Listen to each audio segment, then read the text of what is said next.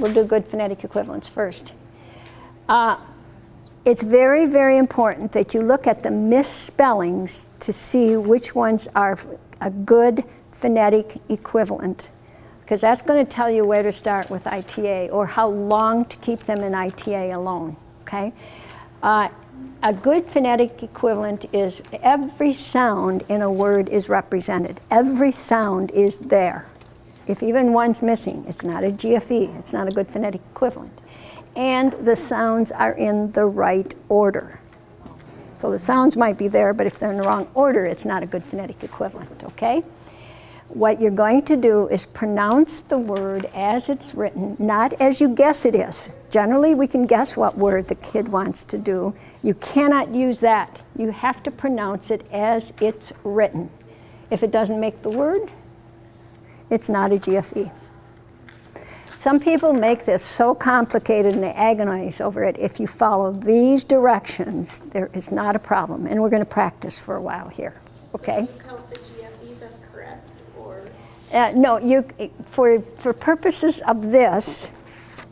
For the testing results, no. For purposes of this, you're going to, up above, put the standard score in percentiles.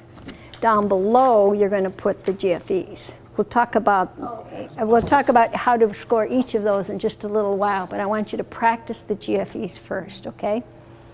So, here's a couple of rat spelling. All right, that very first one, I actually wrote on there, and that's what the student had written. An IA, I guess. Number 3, how would you pronounce number 3? Hem. The word was supposed to be him. So it's not a GFE, is it? Number 4, how would you pronounce that? Maktk. Maktk, right? Because it's T-C-K. The word is supposed to be match, not a GFE, right? The next one, cook, yeah, correct. Next one, how would you pronounce that word? Mass. The word's supposed to be must. Not a GFE, right? Okay, the next one. Inate. The word is enter. Okay? I don't think we need to go any further to say this kid does not write GFEs, right? Look at, he's in 5th grade, folks. He missed some of the first 5. We had to ask him the letters, to write the names of the letters. You say the name of the letter and he's to write the letter in order for him to get any score at all. Okay?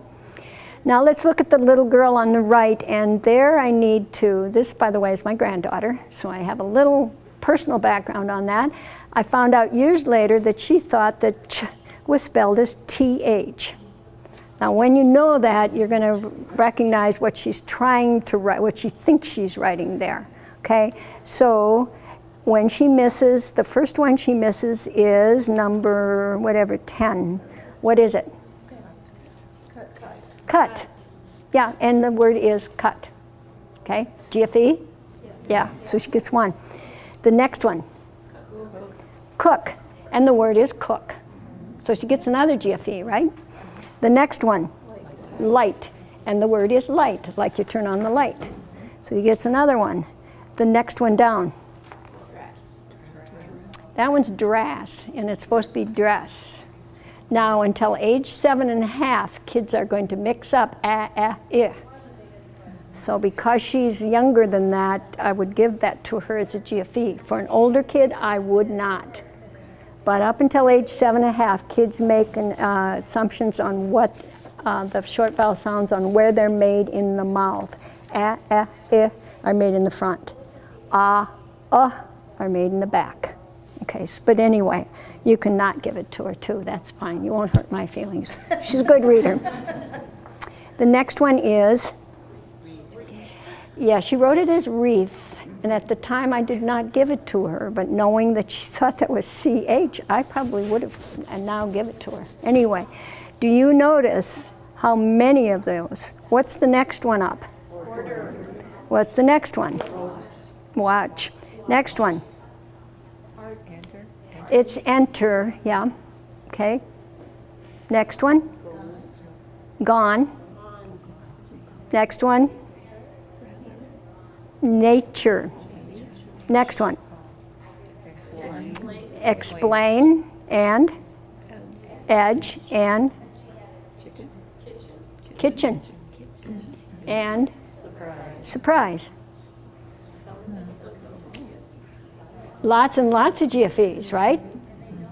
She had the kind of reading disability where she over-relied on spelling by sound. So while we started her in ITA, we moved her out to spelling by pattern quite quickly, because what she wasn't getting was what the traditional orthography looked like.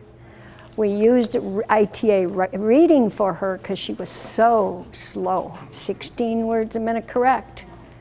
And ITA reading, she could read it because she was so phonetically oriented. She was overusing phonics, okay? So she needed reading for quite a while, but she did not need the ITA writing for very long. This other kid needed ITA writing for quite a while.